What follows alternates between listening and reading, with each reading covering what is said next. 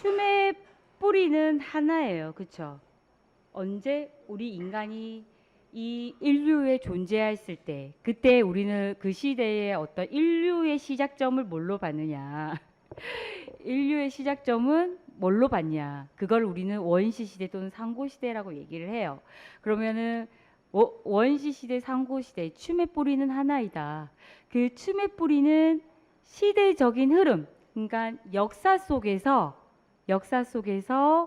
춤의 질적, 양적 팽창을 이루면서 오늘날의 춤까지 전승이 되어 왔어요. 그렇죠? 그렇다면 우리가 흔히 지금 말하는, 그리고 수업 때 누누이 얘기를 듣는, 그리고 실기 때 어떤 선생님은 야, 춤은 그렇게 추면 안 돼. 야, 너 뭐 무용이 뭐 이래. 야, 너 근데 뭔가 모르게 무용을 얘기한 사람은 없단 말이야. 그렇죠? 그렇지 않나요? 실기 선생님이 야, 너 춤, 야, 너 이거 아닌데 뭐 그 느낌으로 하지 마.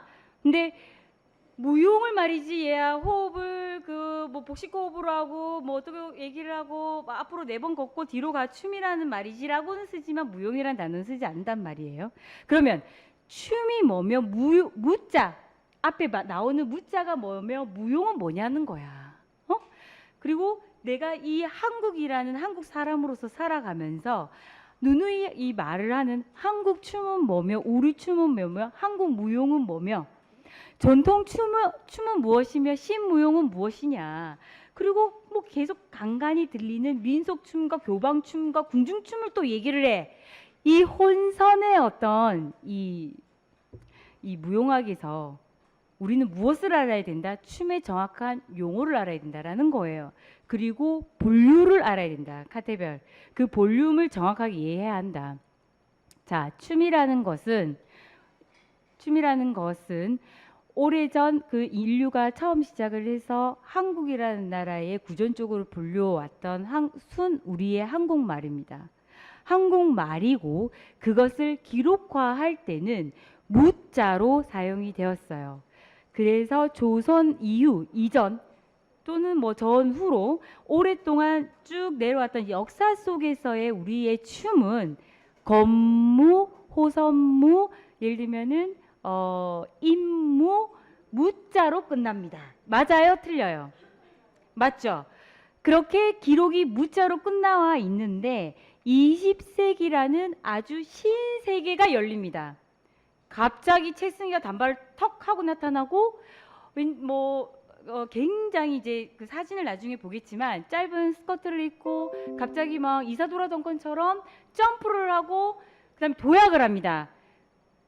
뭔가 모르게 달라요. 뭐 제가 춤추는 거는 내가 띠디디 했던 거라는 뭔가 다른 그 뭔가 다른 우리 친구가 말했던 신세상에서 나타난 새로운 아주 급작스럽게 바뀐 무드, 급작스럽게 바뀐 춤의 형식과 내용들, 그 분위기 뭐냐 이 말이야. 그걸 우리는 뭐라고 한다? 결절의 시대라고 하죠. 한국은 근대라고 얘기를 하는 거예요. 근대. 그 시기에 우리가 좀 전까지 해왔던 다른 그 무엇이 신무용, 새로운 신, 아주 도발적이고 찬발적이고 아주 역발상적인 굉장히 기존과는 다른 아주 다른 그 무엇인 것, 그게 신무용이라는 시대적 용어라는 거예요. 자, 그리고 한국 춤이라는 거는 뭐냐면 오랜 역사, 춤의 뿌리는 하나, 본능적인 움직임으로 시작을 해서 보여주기 위한 공연 예술까지 내려왔던 그 많은 오늘날에 전해져 내려온 춤을 한국이라는 지리적, 한국 사람에 의해서 한국이라는 문화 속에서 존재해 있는, 아직까지 남아있는 것을 한국춤 또는 우리 춤이라고 하는 거예요. 자, 그래서 농부라든지 뭐 해녀라든지 이 들판 바다에서 춤추는 어여디어 하고 있는 거를 예를 들면 내가 인터뷰를 했다. 그거를 우리는 우리 춤, 우리 가락이라고는 얘기를 합니다.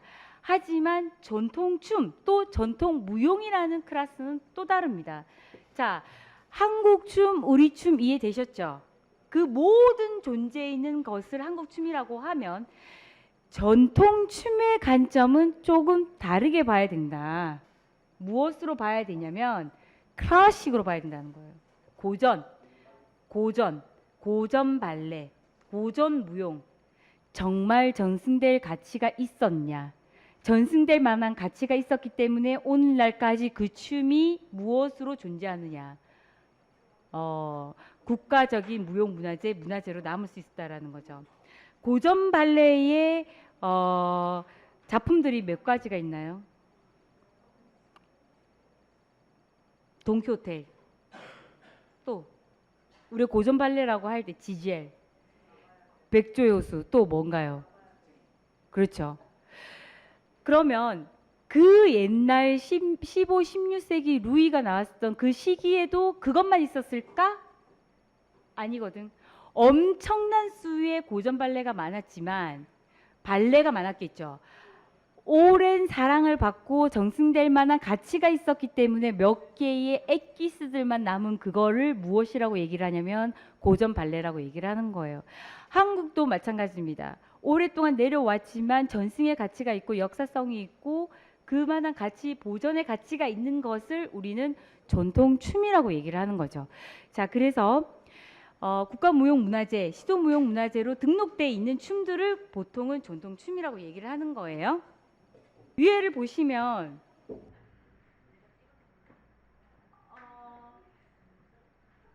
이거는 뭐야? 한자로 양이죠, 양. 그 다음에 요거는 뭐야? 돼죠. 자, 그러면 결국은 뭐예요? 한자가 양에서 대자가 플러스 된 거예요.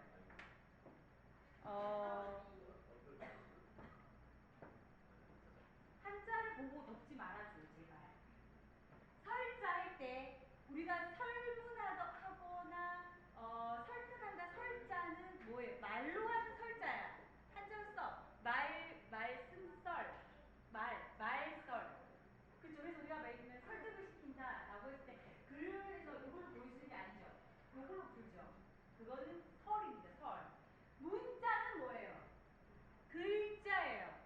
말과 글에 대한 글자를 기록을 한 책인데 이게 설문해자인데 가장 오래된 글자에 대한 설명서예요. 그 설명서에 뭐라고 돼 있냐면은 양이 크면 무엇이 된다? 아름답다라고 얘기를 합니다.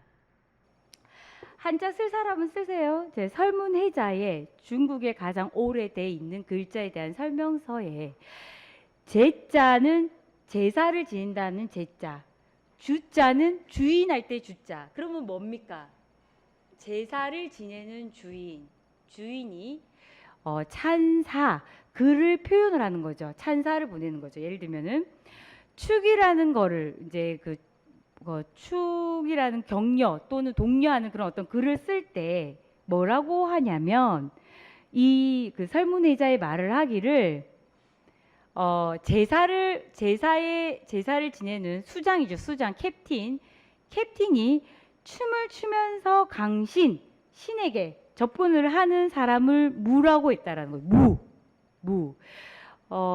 무라고 얘기를 했는데 우리가 왜 그냥 우리가 샤머니즘적인 어떤 무녀들 또는 무당들 할 때 무자예요. 이게 무자. 각골문을 보면 무자로 썼다라는 거예요. 자, 쉽게 설명을 하면 무는 각종 제사에 있어서 당연히 중요한 인물이며 무는 재정색 예 등을 모두 갖춘 사람이라고 얘기를 했다. 저는 오늘 또 한 가지 여러분들한테 말씀드리고 싶은 부분은 뭐냐면 제자가 뭐예요? 제자 뭐야? 제주제. 오케이. 제주. 기술제 제주 제자야. 진짜 한자 썼을 때 여러분 이렇게 해서 바깥에서 안으로 나가죠. 뻗어. 표현하고 싶어. 근데 유일하게 제자는 이렇게 해서 바깥에서 안으로 들어가요. 자기 스스로를 뭐하라? 갈고 닦아라는 거예요. 자, 그러면 이 제자는 여러분들이 지금 15년 또는 뭐 20년까지 무용한 애들이 있지만 걔네들이 갖고 있는 무엇이다? 테크닉이다. 또 너무 많이 나오죠. 정을 나누자. 정자를 보시면 인정정자도 있지만 제일 중요한 거는 이 정이라는 단어가 굉장히 중요해요. 이게 네이버의 어학사전이라든지 다른 사전을 찾아보면 정자를 쳐보시면 1번에 다의적 의미가 있지만 뭐가 딱 나오냐면은 인성이에요. 사람이 갖춰야 되는 근본적인 본성이라는 거죠. 사람이 갖춰야 하는 인성입니다. 또 색이 나와요. 색이 나오는데 색감이라는 거죠. 그때그때 보이는. 저는 이거를 감각이라고 말하고 싶어요. 그 다음에 예가 나옵니다. 예의를 지키라고 할 때 예인데 이 예자를 또 들어가 보면은 지성이라는 단어가 나옵니다. 자, 여러분 보세요. 여러분들이 할 일이 많은 이유는 이겁니다. 그 옛날에 뭐라 얘기를 했냐면 기본적 테크닉을 갖고 인간이 갖춰야 되는 인성은 근본적으로 갖고 있으면서 어느 정도의 지적인 부분에 대한 습력을 하에 자기의 춤과 예술의 표현을 감각적으로 올드하지 않고 그 마음의 어떤 그 부분들을 감각적으로 풀 수 있는 사람을 무엇이라 했느냐? 그 사람을 우리는 무용한 사람으로 봤다라는 거예요. 무용이 단순히 이 테크닉 막 나도 그랬거든. 우리 선생님이 나한테 3분짜리 막 작품을 10번 리와인드 시키지 않고 10번 녹음해가지고 와라 이러면 그 동작을 한 100번, 200번 했던 것 같아요. 그때 나는 무엇이 없었다? 지성이 없었고 감각이 없었어요. 단순히 킥을 다리를 귀에 붙이고 이마에 붙이고 여기에 붙이는 게 중요하다 안 하다? 아니라는 거예요. 여러분들은 무엇이 중요하냐면 이 근본적인 기술, 테크닉과 함께 끝없는 삶에 대한 지성과 그리고 인간이 갖춰야 될 근본적인 인성 또 하나 그걸 어떻게 풀어야 된다? 올드하지 않고 촌스럽지 않고 어떻게 감각적으로 저는 굉장히 나이가 들었고 여러분들이랑 세대 차이가 나지만 이 감각이라는 부분을 굉장히 중요하게 생각을 해요. 여러분들은 감각이 있어야 돼요. 나는 무용하는 애들은 그 무용하는 어떤 그 느낌과 함께 그 시대적 흐름을 파악을 하는 감각적인 사람이 좋아요. 그 사람이 풀어내는 작품이 그 사람의 스타일이 될 수가 있기 때문에 자 그렇다면 보세요. 이 무라는 것이 그러면 이런 모든 걸 가진 사람이다. 이런 사람은 아름답게 화장을 하고 노래하고 춤추는 사람인데 여기서 끝나냐? 그게 아니다. 무엇이 있다? 감동. 원래 발표든 정기 발표든 창작 발표든 뭐 이렇게 공연을 굉장히 우리는 많이 봐요.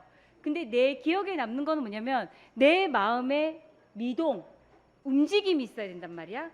움직임이 없는 작품은 다시 사실은 생각이 잘 안 나요. 가장 중요한 거는 영의 기운이라는 거예요. 영의 기운. 그 뭔가 모르는 신에게 접점 또는 접신하고자 했을 때 단순히 여기서 여기서 이게 아니라 여기서 가더라도 뭔가의 어떤 영의 기운을 전하는 자만이 춤추는 여자가 될 수 있다.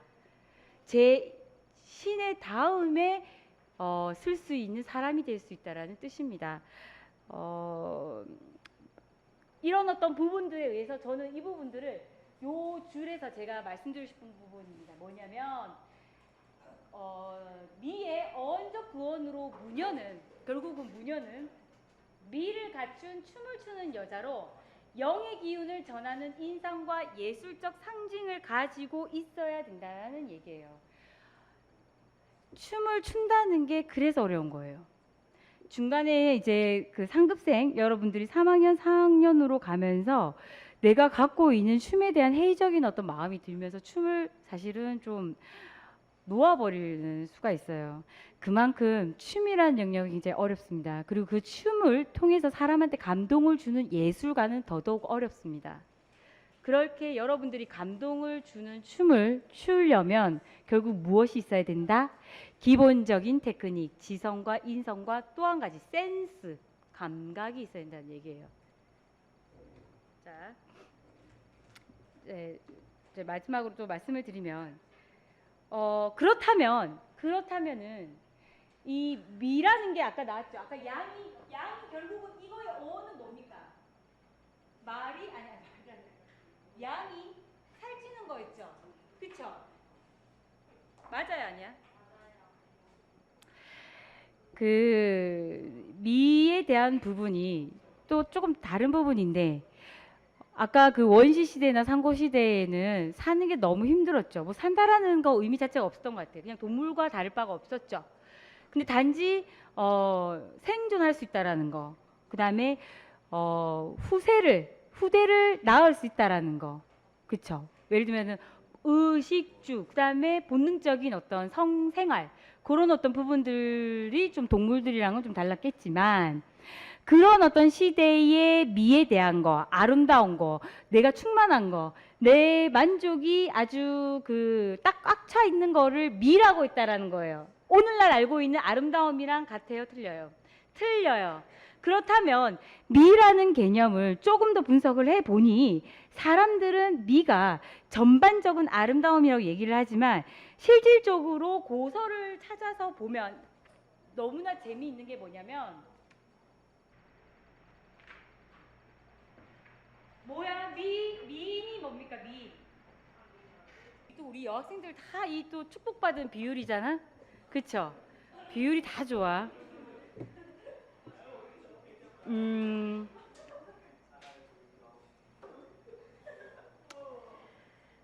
내 얘기를 잠깐 하자, 얘들아. 심심한데. 저는, 얘들아, 나의 그 고백이다, 고백.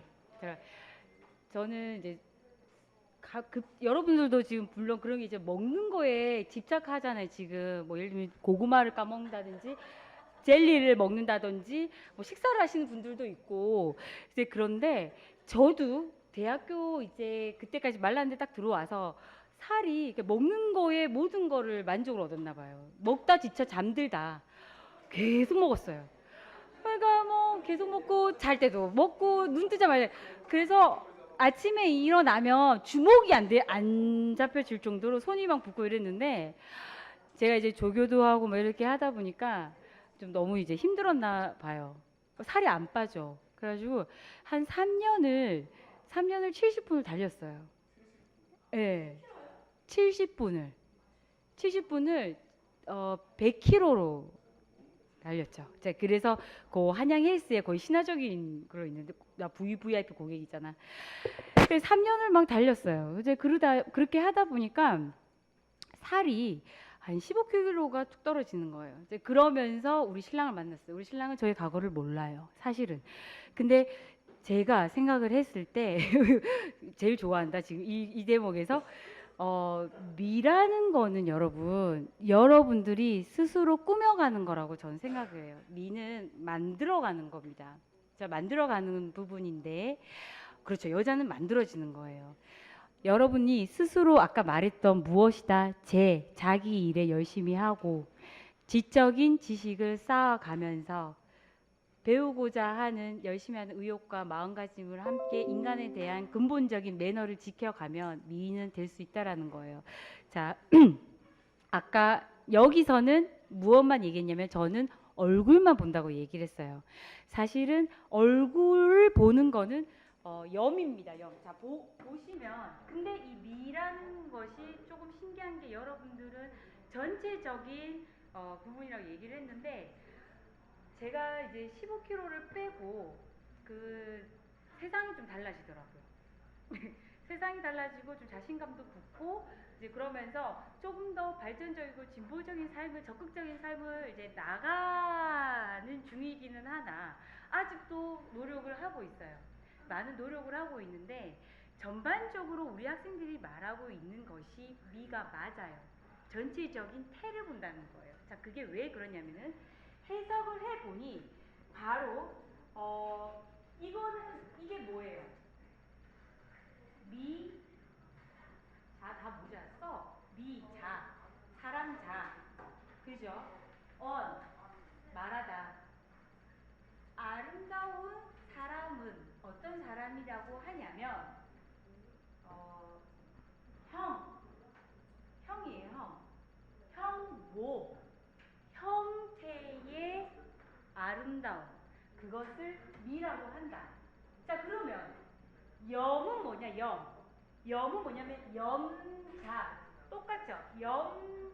염자 언기 하는데, 요 부분은 여러분들이 굉장히 많은 단어, 뭐냐? 얼굴 색깔색, 안색,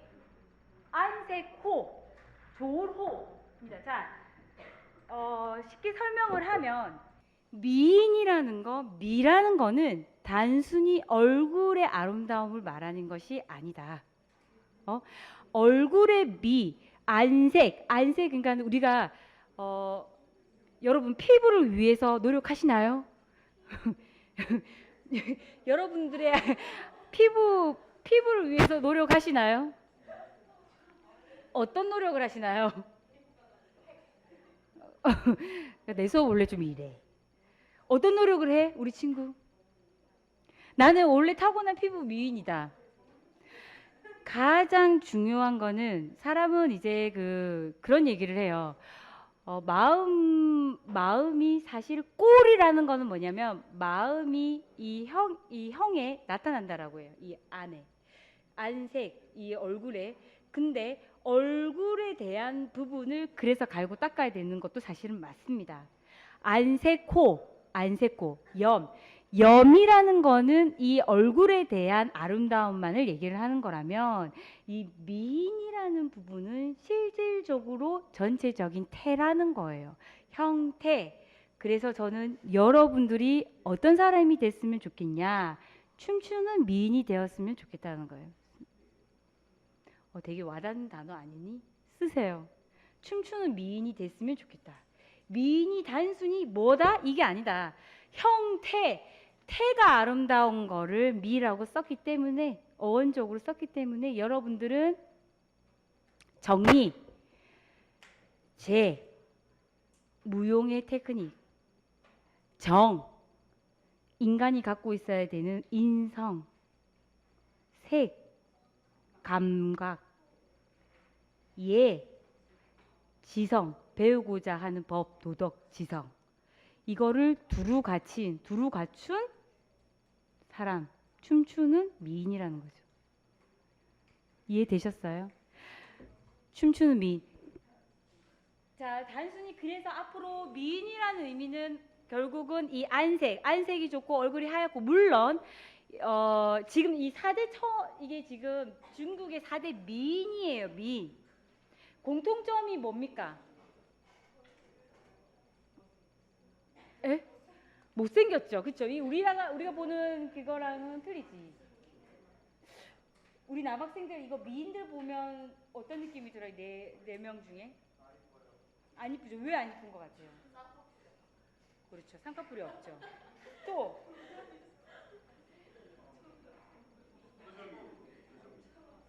표정이? 무표정. 그러면 공통된 특징. 눈이 작아요. 그리고 얼굴이 요렇게 동글, 계란형이죠. 계란형이고, 실질적으로 우리가 이제 예쁜 여자, 고서에 예쁜 여자를 말을 할 때는 사실은 하얀 피부를 얘기를 해요. 하얀 피부, 빨간 입술, 그쵸. 그리고 중요한 거는 검은 눈동자. 예. 그러고 보니까 나네. 아유, 참. 욕하진 마라.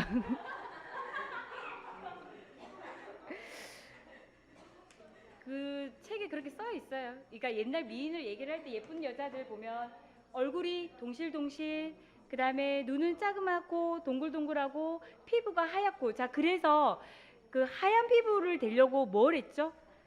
분칠을 어마어마하게 했던 거죠. 그리고 여기에는 빨간 색깔을 발랐다는 거죠. 그 다음에 얕은 눈썹, 그 다음에 짙은 눈을 얘기를 하는데, 자, 봅시다. 4대 미인이에요. 얘가 서시, 왕소군, 초선, 양귀비입니다. 이 양귀비를 제일 많이 여러분들이 아실 거예요. 실존 인물이죠. 실존 인물. 왜 양귀비였나요? 양귀비는 사실은 아편 종류의 꽃이죠. 그 정도로 치명적인 아름다움을 준다라고 해서 저기 양귀비라고 얘기를 하는 거예요. 양귀비라고 하는데 실질적으로 이 애들의 어떤 인생이 그렇게 순탄하진 않았죠. 굉장히 우여곡절이 이제 심했고 또 한 가지 이제 나간 그다음에 페로 스와 같은 경우에는 물고기도 너무너무 아름다워서 그 여인이 아름다워서 물 깊숙이 들어간다. 또 달도 너무 아름다워서 이렇게 이제 숨었다라는 표현을 하면서 아름다움을 얘기를 합니다. 아니 정리.